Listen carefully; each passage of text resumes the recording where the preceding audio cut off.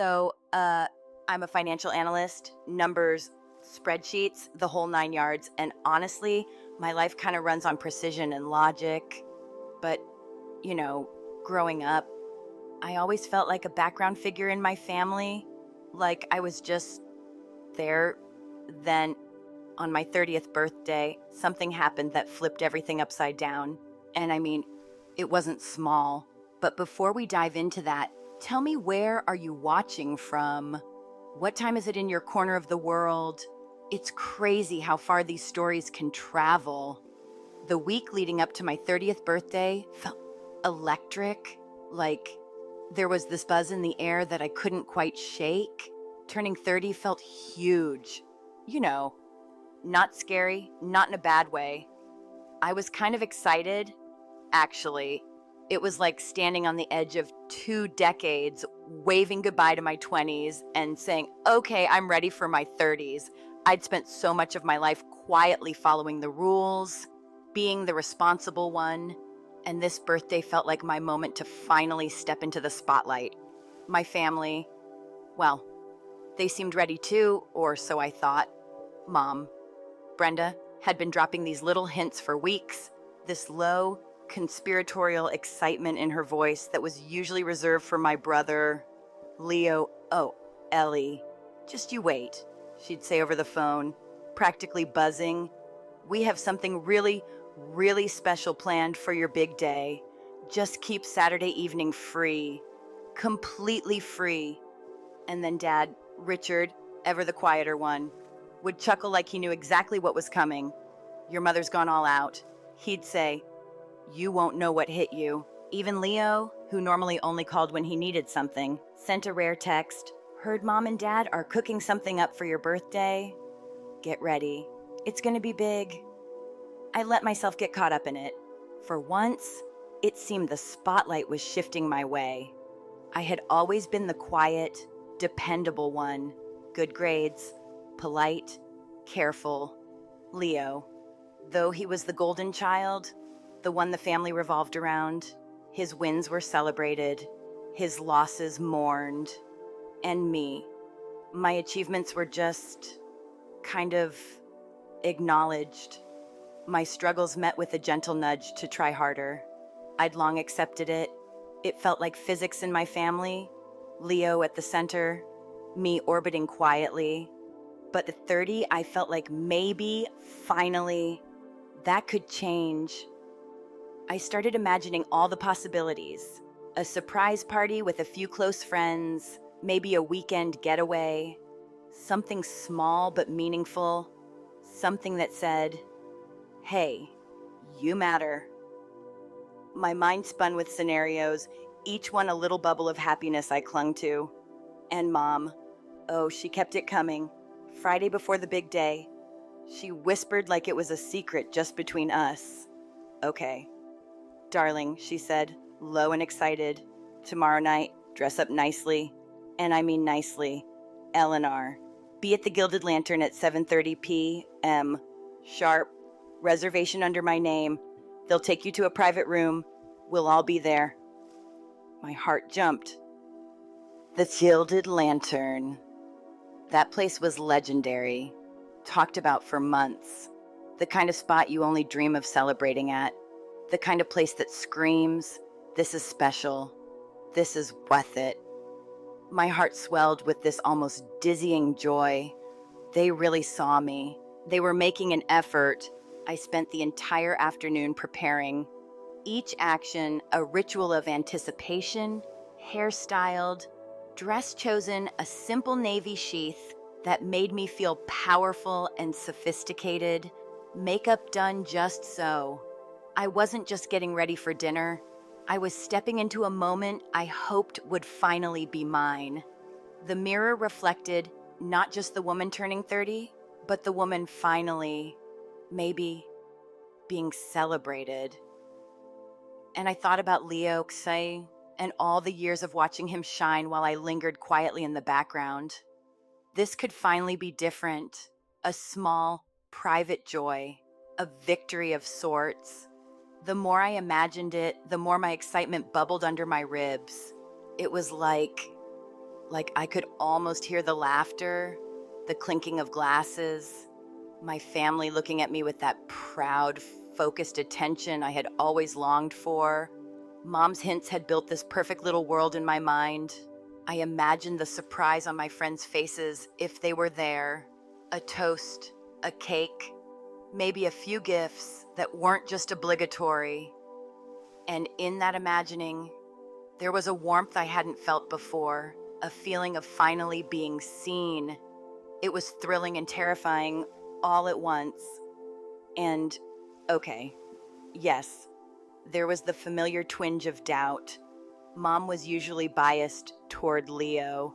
And, well, history had taught me not to expect the moon, but something about her tone, the specificity, the way Dad and Leo chimed in, it felt different this time. I really allowed myself to hope. I imagined stepping into that restaurant, the private room bathed in soft light, a table set just for me, their eyes meeting mine with genuine pride and happiness. Every detail played out in my head, the city skyline glittering beyond the floor-to-ceiling windows, the hushed, important conversations drifting from the main dining room, the smell of fresh flowers on the table. I tried not to get too carried away, but, well, I got carried away. I'd long imagined birthdays as something fleeting, a day where I gave as much as I got, if not more. But this time, this birthday was supposed to be for me.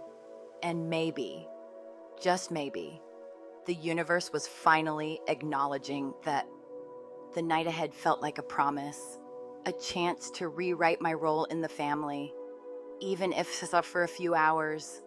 I went to bed the night before with a mix of excitement and jittery nerves, imagining the doors opening, the laughter, the warmth, the recognition.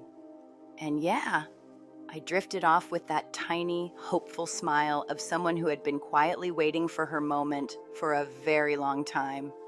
The day of my 30th birthday felt electric, like the city itself was holding its breath with me. I spent hours preparing, hair done professionally, a navy blue dress carefully chosen that made me feel poised and, honestly, a little powerful. My makeup was subtle, just enough to highlight the best features, and I kept checking my reflection, telling myself, okay, this is it. This is the night I finally get my moment. The city outside shimmered with life, lights twinkling through the skyscrapers as if echoing my anticipation. I arrived at the Gilded Lantern a little early, heart hammering in a mix of excitement and nervous energy. The lobby was stunning, dark wood and soft golden lighting creating this aura of sophistication, and the low hum of hushed conversations made the whole place feel like a stage. And for a moment, I imagined stepping into that room and having everyone there, smiling, laughing, celebrating me. But reality hit fast. When I told the host my name, he checked the reservation and then gave me the news I was the first to arrive. He asked if I wanted to wait at the bar or be shown to the room. My chest tightened. Wait. What I expected a chorus of surprise, balloons, maybe even a few friends. I nodded, trying to mask my jittery nerves. Led me to the room, I said. The corridor felt long, every footstep echoing in my chest, until the host opened the heavy wooden door and revealed the Starling Room. It was perfect, truly. One large table set for 5, crystal and silverware sparkling under soft lights, a wall of floor-to-ceiling windows giving a breathtaking view of the city skyline. I took a deep breath, feeling my pulse rise, thinking, wow, this is it. Can I get you something to drink while you wait? The host asked. Just sparkling water. Please, I replied, trying to sound calm. The door closed behind him, and then the waiting began. 7:30 came and went. Nothing. 7:45? I tried to stay optimistic. Maybe traffic? Maybe they were caught up in something minor? I pulled out my phone and sent a cheerful text to the family group chat. Made it. The room is amazing. Can't wait to see you all. Nothing. No response. My stomach knotted. My mind raced. Was it an accident? Something serious. Each passing minute twisted the anxiety tighter. By 8 o'clock, panic started creeping in. I called mom, voicemail, dad, voicemail, Leo, voicemail. My chest ached with a mix of fear and growing dread. The beautiful room, the glittering skyline, suddenly felt mocking, a backdrop to my solitude. The waiter came by, refilling my sparkling water. Are you sure you don't want an appetizer? His eyes held a flicker of pity that made my skin crawl. No, thank you, I murmured, voice hollow even to me. By 8:30, desperation had replaced hope. I had called each of them multiple times, each ring an echo of panic. The scenario playing in my head switched from celebration to disaster emergency rooms, police calls, terrible accidents. My imagination spiraled while reality stayed cruelly silent. At 8:45, the host returned with soft, sympathetic words. The table is booked for another party at 9:30. Would you like something from the bar menu? No, I managed, voice thick, trying not to cry. There had been a mistake. Gathering my purse, hands shaking, I walked past the lobby filled with laughter, past staff giving polite, knowing glances. The dress I had chosen, the hair, the makeup, all of it felt like a costume for a play where I was the only actor, audienceless. Hailing a cab, I felt every light blur past like tiny judgments. Each honk, each passerby reminded me I was alone in a world that had promised me attention I never received. The ride home was a mix of blur and sharp reality. The city buzzing around me while I sat silent, replaying every moment, every expectation. Back in my apartment, the first thing I saw was a small birthday banner my friend from work had helped me hang. It should have been comforting. Instead, it was a cruel echo of the evening's failure. I tore it down, each rip echoing the hollow ache in my chest. Dressed in sweatpants and an old t-shirt, I sat on the couch, phone clutched in my hand, heart still racing. Around 10:15 it rang. Mom. Relief and suspicion collided. Mom, what happened? Are you all okay? My voice was tight, desperate. There was a pause that felt like an eternity. And then, her words, oh Ellie, honey, I'm so sorry about tonight. Nothing happened, just something came up with Leo, something important. I gripped the phone tighter, disbelief and anger rising. So, let me get this straight. I said, voice trembling but controlled. You, Dad. And Leo left me alone in the Starling room at my birthday dinner to attend some last-minute crisis for Leo. My mother's excuses were flimsy, her tone defensive. Well, when you put it like that, it sounds awful. It wasn't like that. Everything happened so fast. My knuckles went white around the phone. Years of small sacrifices, always prioritizing my family, seemed meaningless. The pattern repeated. I had always been dependable, visible only in service, never celebrated. And now, this night, the one time I hoped the world, or at least my family, would turn to me, had been stripped away. Cold pasta from 2 nights prior would become my only meal that night, eaten standing in the harsh kitchen light, each bite punctuating the sting of neglect and humiliation. The dress I had worn, the makeup, the carefully done hair, all symbols of anticipation crumpled on the floor beside me, now mere reminders of a night where I existed and yet didn't. The loneliness was profound, the sting of betrayal sharp and acidic, yet somewhere in that mix of humiliation, frustration, and heartbreak, a small spark of clarity began to take hold. I understood something fundamental. This was never an accident. never a mere oversight. It was a reflection of how little they valued me, and for the first time, I felt a flicker of resolve begin to grow amidst the ache. That night, sitting in my apartment with the city's lights dimly twinkling through the windows, I realized the depth of my family's disregard and, more importantly, the beginning of a quiet, simmering determination that I would not allow myself to be invisible again. A few days after that devastating birthday, I was still replaying every detail in my head: the empty table, the pitying look from the waiter, the slow creeping sense of humiliation as the hours ticked past. I kept trying to tell myself maybe there had been a legitimate reason for what happened. Some urgent, last-minute issue with Leo, a crisis only they could manage, but the nagging suspicion refused to let me rest. Then, on a quiet Wednesday evening, decompressing after a long day at work, I found it scrolling through Instagram, mindlessly at first, and then a post stopped me cold. Alex, one of Leo's college friends, had uploaded a photo, bright and professionally taken. At first glance, it looked like any celebration, but then my eyes focused. In the center, grinning from ear to ear, was Leo. Beside him, Chloe holding up a massive diamond ring, and surrounding them, my parents, raising champagne flutes, smiles wide. My stomach sank. I knew that lighting, those fixtures, the pattern on the upholstery, it was unmistakable.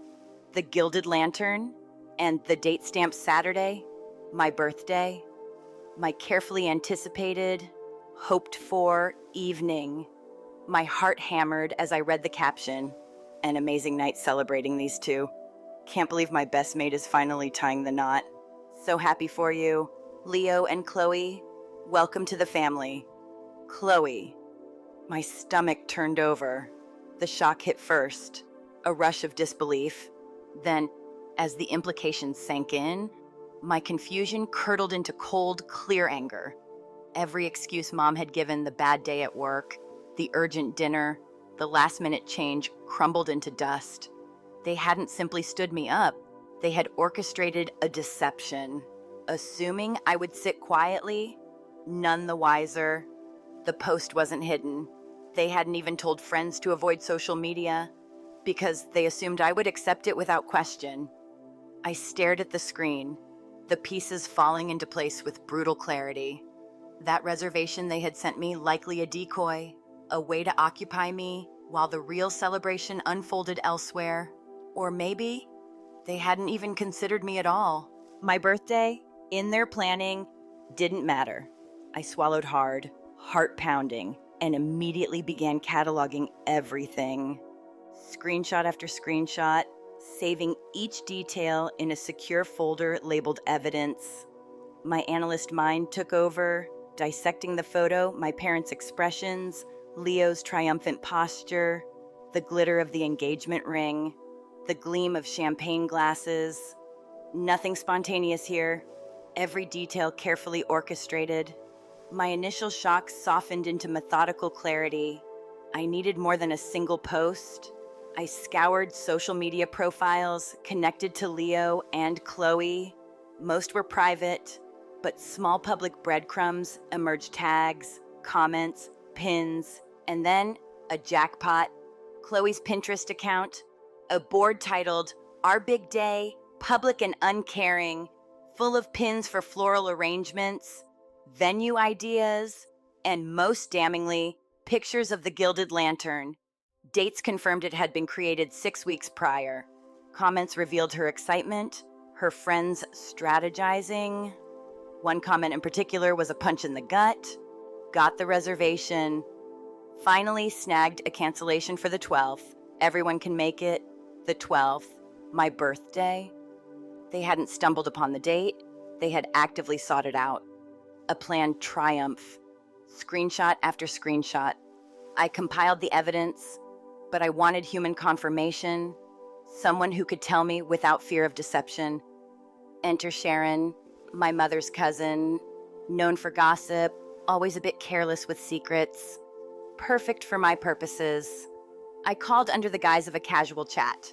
20 minutes of mundane updates, garden, car, daughter's school, until I gently steered the conversation toward Leo and Chloe. Speaking of exciting news, I heard a rumor. Is it true they got engaged? Sharon immediately leaned in, conspiratorial, oblivious to the pain she was about to deliver. Oh, honey, you didn't know Brenda swore everyone to secrecy. She wanted it to be a big surprise announcement later. But yes, he proposed weeks ago, and they had a gorgeous party last Saturday at the Gilded Lantern. I felt my chest tighten. My birthday, my meticulously anticipated evening. A punch of icy clarity hit. There had been no bad day at work, no crisis, no urgent intervention. They had planned it deliberately, choosing to prioritize his engagement over my milestone. Sharon, continuing. Explained the logistics. The only day the restaurant was available was my birthday. Brenda worried I'd be sensitive, but she assumed I'd understand. She planned a quiet dinner for me another night, a small consolation, a feeble replacement, precedence. She said, my family had weighed options and decided Leo's night mattered more. The depth of calculated disregard cut sharp. I sat back, breath shallow, anger sharpening into precise, cold focus. They hadn't forgotten me. They had erased me from my own birthday. The realization was both devastating and empowering. I now had evidence, timeline, and confirmation from multiple sources. My analytical mind cataloged everything: Instagram screenshots, Pinterest boards, Sharon's testimony, dates, participants, intentions, all mapped out, clear and undeniable. The shock faded, replaced by a steady, controlled fury. This wasn't just hurt feelings. It was deliberate exclusion, deception, manipulation. My role in their lives, always background, had been enforced with surgical precision. And yet, in that fury, a strange calm emerged. I understood, with cold clarity, the intentions behind every action, every lie, every deflection, every last-minute excuse now fit into a coherent picture. They assumed I would accept it, that I would remain compliant. Practical Ellie, who always understands, always forgives. But now, the narrative was mine to interpret. No longer naive, no longer blind to their choices. I had discovered the truth, laid out in cold, unassailable detail, and with it came power. I wasn't going to confront with tears or desperate pleas. I didn't need to scream or plead. The analytic mind, trained for patterns, for evidence, for strategy, had everything it needed.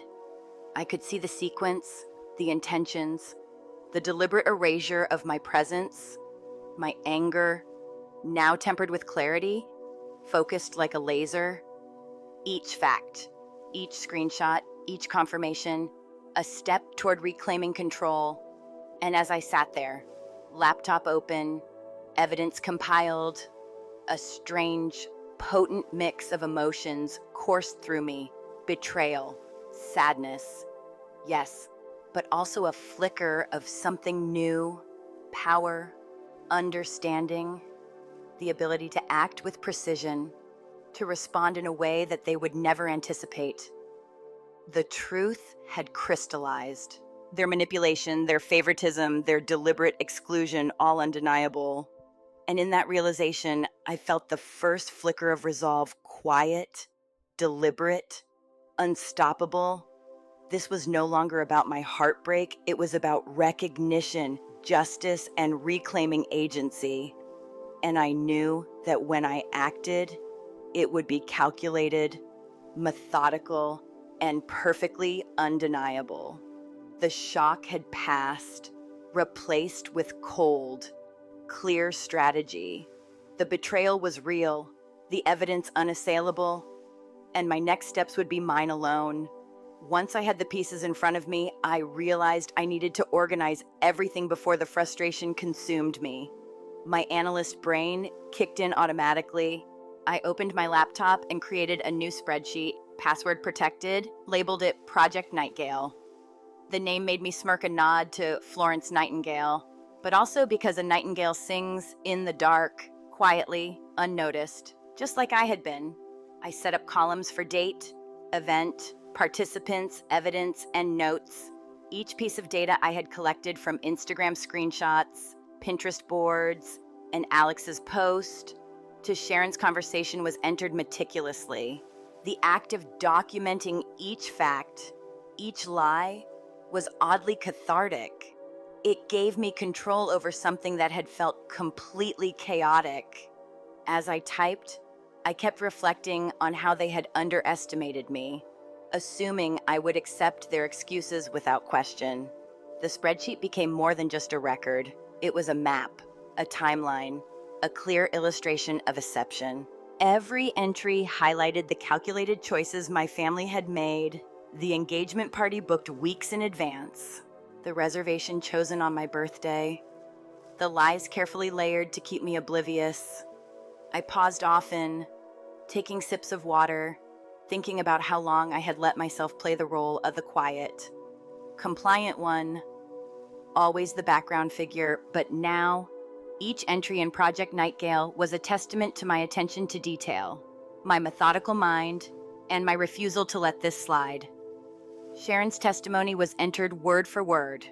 Notes about how Brenda had worried I might be sensitive, and yet proceeded with the plan, went under notes. Alex's Instagram photo was saved as a primary piece of evidence, along with the timestamp. I even made sure to mark the public Pinterest board, the comments, the dates. Everything had been pinned. It was all there, indisputable, organized in neat rows and columns, a clear narrative of what had happened, when, and who was involved. The more I documented, the more a quiet, simmering satisfaction settled over me. This wasn't just chaos anymore, it was data, and data could be acted on. I reflected on the irony my skills, usually employed to analyze financial markets, were now applied to uncovering the truth in my own family. Each fact entered, each screenshot saved, was a small reclamation of power. I started to see patterns in the way they had orchestrated the deception, the timing, the assumptions about my compliance, the way they had relied on my habitual understanding and politeness. It was clever in a way if you could ignore how cruel it had been, but I could see it, and seeing it, organizing it, understanding it, it was empowering. Hours passed. My apartment was quiet except for the soft hum of the laptop, and I worked in a steady rhythm, entering each detail, cross-referencing dates and times. Occasionally, I paused, leaning back in my chair, staring out the window at the city, thinking about how long I had accepted the family dynamic that placed me second, always supporting, never celebrated. Project Nightingale became my anchor, the one place where nothing was assumed, nothing hidden. Every lie, every carefully constructed narrative was documented. The act of creating it felt almost ritualistic. Each row and column a step toward reclaiming control. I kept notes of my own reflections too, small asides in the spreadsheet, recording my emotional responses, the realizations, the sense of clarity that came with seeing everything laid out so plainly. By the time I finished, I had a complete, undeniable picture of the betrayal, organized in a way that made it impossible to ignore or dismiss. The spreadsheet sat there, glowing softly on the screen, a testament to both their deception and my methodical pursuit of the truth.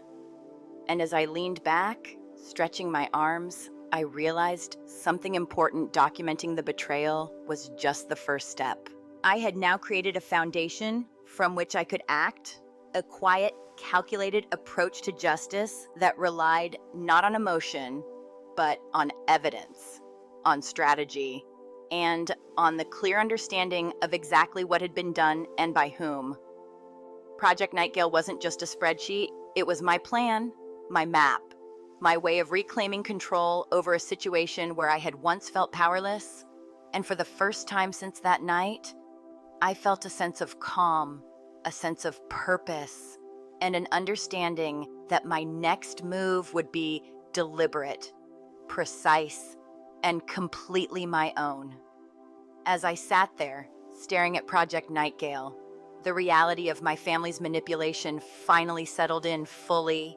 They had a hierarchy, a system, and I was not at the top. Leo mattered most. His feelings, victories, and milestones were always prioritized, and I had always known it in some quiet, resigned way. But seeing it laid out in black and white, with every lie, every calculated move recorded, made it so clear, so undeniable. They had underestimated me, assumed I would quietly accept their decisions, their manipulations, and that assumption, that underestimation, fueled a quiet fury that burned steadily, not with uncontrolled rage, but with a sharp, clear edge. I realized that this wasn't about shouting or crying or confronting anyone directly. They were ready for that version of me, the hurt, the emotional, the pleading. No, if I wanted true control, I had to act differently. I had to be precise, every move considered, every action intentional, no theatrics, no outburst, just calculated, undeniable consequences. I leaned back in my chair, thinking through the options. How could I reclaim control? How could I let them feel the impact of their choices without stooping to the chaotic, emotional reaction they expected? It had to be subtle, methodical, and perfectly timed. The more I considered it, the more a plan began to crystallize. Not revenge in the impulsive, reckless sense, but a measured, elegant reclaiming of my agency. I would make them confront the consequences of their decisions, but on my terms, not theirs. The irony wasn't lost on me. All the skills I had developed as a financial analyst, attention to detail, strategic planning, precision were exactly what I needed now. My spreadsheet, my evidence, my timeline, it was all part of a larger plan. I could see how every misstep they had made, every assumption about my compliance, could be turned into leverage. My mind moved through scenarios, possibilities, contingencies, weighing risks and outcomes. It was strangely satisfying to think through each step, to know that the power had shifted. I didn't feel anger in the hot, impulsive sense anymore. It was a cold, steady resolve, a quiet storm building beneath a calm surface. I pictured them, confident in their manipulation, believing I would stay in my role as the compliant daughter, practical and understanding, and yet they had no idea that I had all of the data, all the facts, all the clarity I needed to act. They had overestimated the power of their hierarchy and underestimated my ability to respond with intelligence and precision. And that, in itself, felt deliciously satisfying. I could feel the tension building, a quiet anticipation of what would come next. But I knew patience was key. Acting too soon, acting with emotion, would ruin the impact. This had to be timed, executed flawlessly. No one would be able to spin it, excuse it, or evade it. I thought about the lessons I had learned from years of following the rules, from silently observing family dynamics, from quietly absorbing the inequalities and favoritism.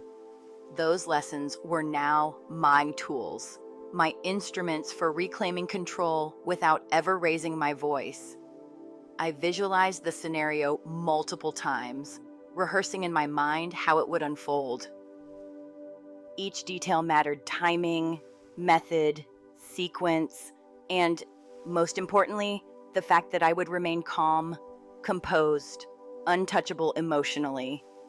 My plan wouldn't require confrontation because the evidence, the consequences, the reality itself would speak louder than any argument ever could. And in that clarity, my resolve solidified. I was no longer just the background figure, the quiet, compliant daughter. I had shifted from being passive to being deliberate, from being overlooked to being strategically unstoppable. The cold fury simmering inside me wasn't about retaliation for the sake of it. It was about reclamation, about demonstrating with undeniable clarity that my agency could not be ignored. For the first time, I felt a sense of anticipation that wasn't mixed with dread or fear. It was purposeful, controlled, and utterly satisfying. I leaned back in my chair, eyes tracing the faint glow of the spreadsheet, and thought, okay, they think they know me. They think they can manipulate me, sideline me, erase me, but they have no idea. And soon, they will find out. In a way they never expected. Quiet, precise, inevitable. That was my promise to myself. The stage was set, the pieces in place, and I finally had the upper hand. I was ready. Not with tears, not with yelling, but with calculated action, the anticipation, the quiet fury, the meticulous planning. It all led to this moment of power, where I could reclaim what had been taken on my own terms and with complete, unassailable control. The year after that disastrous birthday, I slipped into a new role, almost effortlessly. Leo and Chloe's wedding planning landed squarely in my lap, and I became the central point of contact for everything. At first, they wanted to be copied on every email, guys, included in every vendor call, task, hovering over each minor decision. I gently phased that out, explaining it was more efficient if I handled the logistics, while they focused on the fun stuff, cake tasting, dress shopping, and they agreed, trusting me completely. The binder I created was nothing short of a masterpiece, thick, color-coded, divided into sections for the budget, guest list, venue, caterer, florist, photographer, band, attire, invitations, contracts, payment schedules, everything, every detail meticulously logged, spreadsheets with conditional formatting, tracking every penny, pivot tables showing budget allocations, timelines, and dependencies. Each vendor, every appointment, every payment was organized, filed, and referenced so that no single detail could be lost or forgotten. I attended meetings with Chloe and Brenda, armed with my clipboard, asking questions they hadn't even thought to ask, clarifying contracts, noting dietary restrictions, debating floral arrangements, confirming photographers' must-have shots. To everyone else, I was the calm, composed, competent center of the storm. To me, it was power in plain sight, quiet but absolute. I became the hub of communication. Every phone call, every email, every change went through me.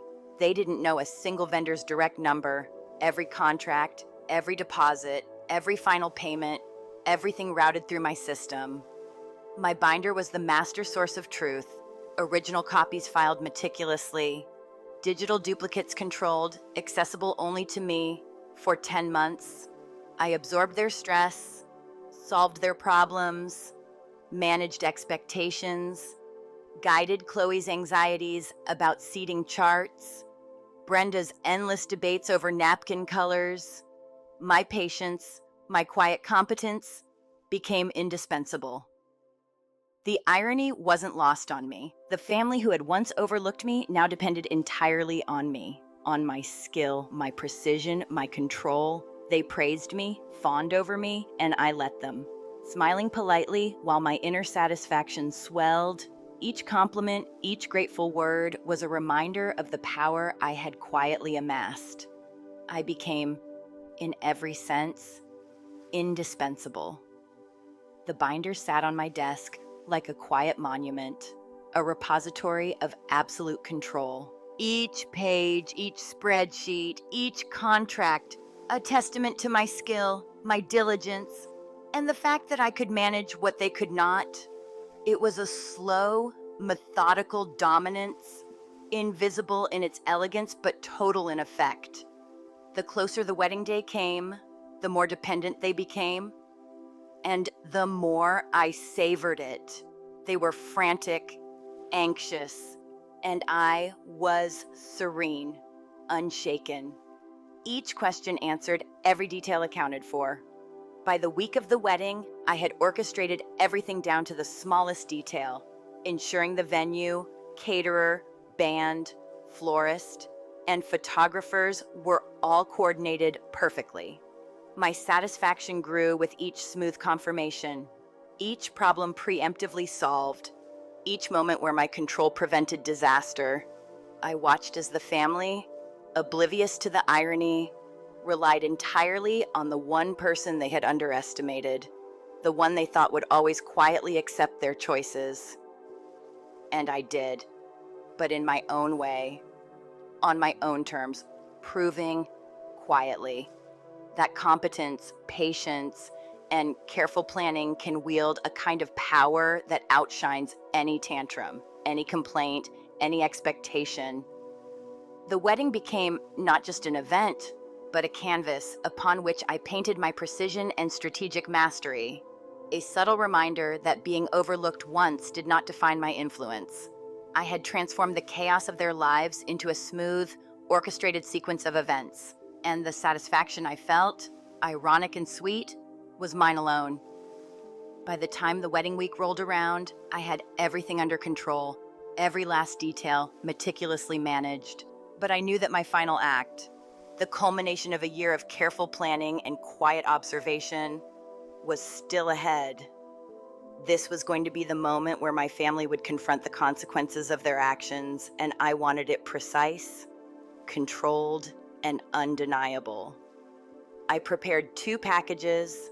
The first was the master binder, the thick white monolith that contained everything I had orchestrated for Leo and Chloe's wedding contracts, spreadsheets, vendor information, timelines, payment schedules, everything meticulously logged and cross-referenced.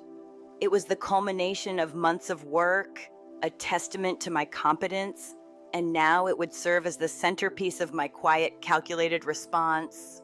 The second was a small, elegant gift box containing a single laminated card. On one side was the photograph from Alex's Instagram post, the moment they had celebrated Leo and Chloe's engagement at the Gilded Lantern on my 30th birthday. Their faces, glowing with champagne in hand.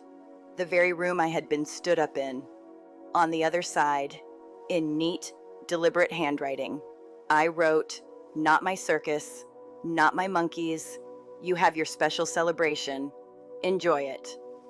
Pia, the final vendor payments are due tomorrow morning. You should probably call them. Not my table." Packing each item required the same precision I had employed for the wedding itself. The binder was placed snugly into a shipping box, edges taped down to ensure it would arrive intact. The gift box was wrapped in tissue, tied with a white ribbon, simple yet purposeful. Every movement was deliberate, my hands steady, my mind focused. First, I took the binder to a courier service, paying for overnight priority shipping with tracking. I instructed them to ensure it arrived promptly, and they assured me it would. Then, the small gift box was given to a local messenger service, arranged to be delivered directly to my parents' home during the informal rehearsal dinner. The timing was deliberate.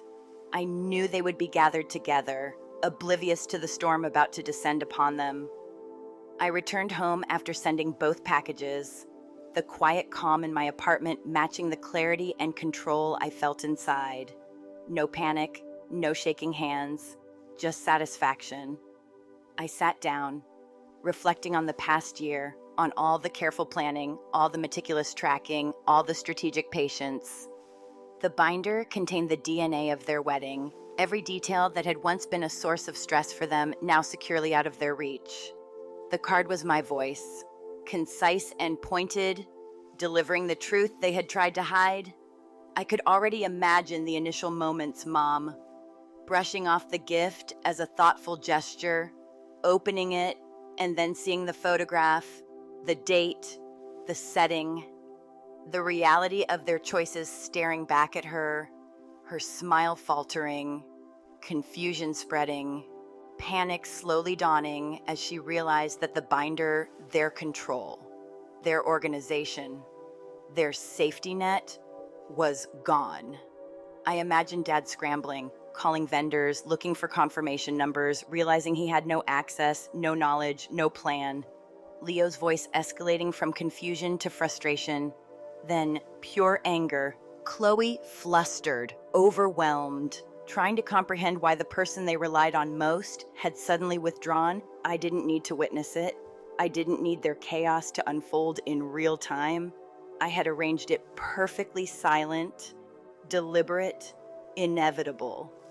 My confrontation would be quiet, methodical, and the results would speak for themselves. For 3 days, I allowed myself to disconnect completely. My phone stayed off. The world of frantic messages and calls paused, leaving me in blissful isolation.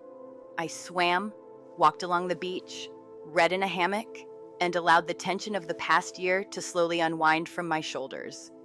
The packages were my final statement, and I didn't need to follow up. Their panic, confusion, and scrambling were already in motion, a perfect reflection of the quiet control I now held. On the 4th day, I turned my phone on, expecting and receiving a flood of notifications, texts, calls, missed messages, voicemails. But by then, I was calm, observing from a distance. Every frantic inquiry, every rising pitch of their messages confirmed the outcome I had anticipated. They had no control, no leverage, nothing except their own mistakes and my deliberate withdrawal. I didn't respond. There was no need. The binder had spoken, the card had spoken, and the consequences were unfolding exactly as I had envisioned. Sitting on my balcony, coffee in hand, watching the sunrise paint the sky in soft pinks and oranges over turquoise waters, I felt a deep sense of peace. No anger, no regret, just satisfaction in a plan executed flawlessly. I had reclaimed my agency, my power, my dignity. Their table, the one that had always symbolized my marginalization, was no longer relevant to me. I had created a new space, quiet, controlled, intentional. My final act had been completed not with emotion, not with confrontation, but with strategic precision, the kind that could not be disputed or ignored.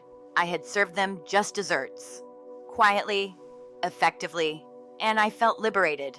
The packages, the timing, the note, all perfectly executed, allowed me to finally step away with a sense of triumph that was calm, measured, and utterly satisfying. I had transformed the frustration and humiliation of my past into control, precision, and victory. And for the first time, I felt completely free. The aftermath was, as I had imagined, chaotic, but from a distance, I could observe it with a strange sense of detachment and satisfaction. Once I turned my phone back on, the notifications came flooding in like a tsunami. Texts, missed calls, voicemails from every direction. Mom, Dad, Leo, even Chloe, each one escalating in panic and disbelief. Mom's messages went from concerned to increasingly frantic. Mom, call me right now. This isn't funny. Mom, where is the binder? The caterer is calling about the final payment. Each text and call painted a picture of their mounting anxiety, a direct reflection of the control I had quietly reclaimed. Leo's messages were a mix of confusion, rage, and desperation. Yo, where are you? Mom is freaking out. You are ruining my wedding. I cannot believe this. Chloe's texts were a different flavor of hysteria, pleading, angry, crying emojis, a stream of emotional chaos. Every message reinforced that they were powerless without me, and I didn't respond. I didn't have to. I didn't need to witness the chaos directly. Because the evidence and my previous actions had spoken loud enough, I deleted all the messages, blocked their numbers one by one, and in that quiet act, I felt a weight lift from my shoulders, heavier than anything I had ever carried. It was a severing of the ties that had long bound me, the invisible strings of expectation, manipulation, and obligation that I had carried my whole life. For the first time in years, I felt entirely untethered. I could finally breathe without guilt, without obligation. without the invisible pressure to manage their expectations or mitigate their mistakes. And then there was the vacation I had booked months earlier, a self-reward that now felt fully justified. My plane ascended above the city, leaving behind the glittering skyline, the chaos, and the memories of that cursed birthday. My destination was an island with turquoise water and sugar-colored sand, a suite at a boutique hotel overlooking the ocean, booked with non-refundable first-class tickets months before, a reward to myself for enduring a year of tension, manipulation, and silent fury. For 3 days, I completely disconnected. My phone remained off. I swam in the warm sea, letting the sun and water wash away every ounce of stress, of anger, of lingering resentment. I read books in a hammock, long walks along the shore, cocktails with tiny umbrellas perched on the side. The kind of whimsical indulgence I had never allowed myself before. And in that stillness, I reflected. For the first time, my happiness was entirely my own, untouched by their expectations, manipulation, or favoritism. I didn't allow myself to think about the chaos I had left behind, the frantic scrambling of my family, or the confusion at the wedding. My part in their story was over. The note I had sent, the binder I had shipped, the carefully orchestrated timing, those were my final lines of dialogue. The rest, their reckoning, was theirs to play out. And in that realization, there was profound peace. My new life, my personal space, was no longer defined by their hierarchy or their priorities. I had built a sanctuary where I could exist on my own terms. I thought about the old family table, the place where my accomplishments had been minimized, where my feelings had been dismissed, and my presence taken for granted. That table, once a symbol of neglect and exclusion, was now irrelevant. I had replaced it with my own table, my own space of joy, reflection, and celebration. Whether it was on a balcony overlooking the ocean or in my meticulously organized apartment, I reflected on the irony. For years, I had followed every expectation, managed every demand, adjusted my life to their convenience. And now, by simply removing myself, by reclaiming my agency and boundaries, I had transformed the dynamic entirely. I wasn't angry anymore, not in the hot, reactive sense. The raw fury had cooled into something much stronger: empowerment.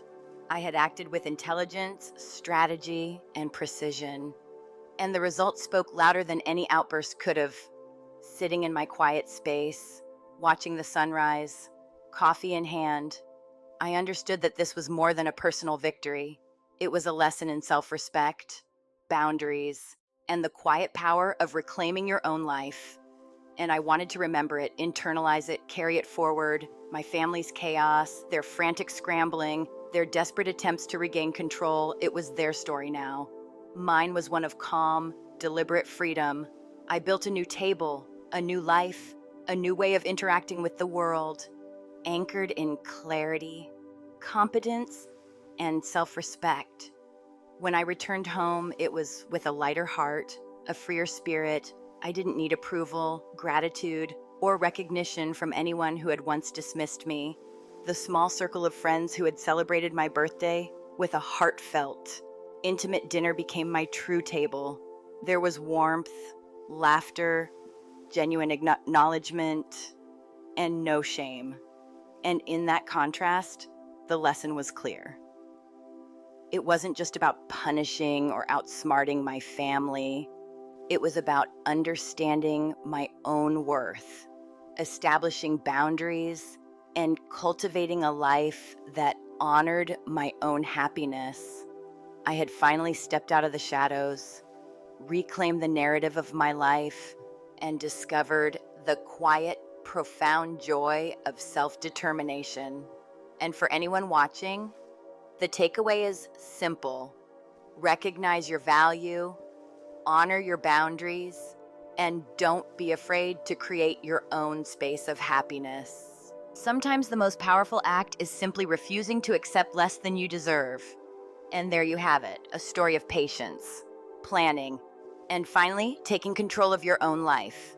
From being overlooked and manipulated to quietly reclaiming agency and finding true peace. It's a reminder that empowerment often comes in subtle, strategic ways. If you enjoyed seeing that transformation, hit like, and maybe subscribe for more stories where clever thinking and perseverance pay off. Trust me, the payoff is worth it, and you might just pick up a few lessons for your own life too.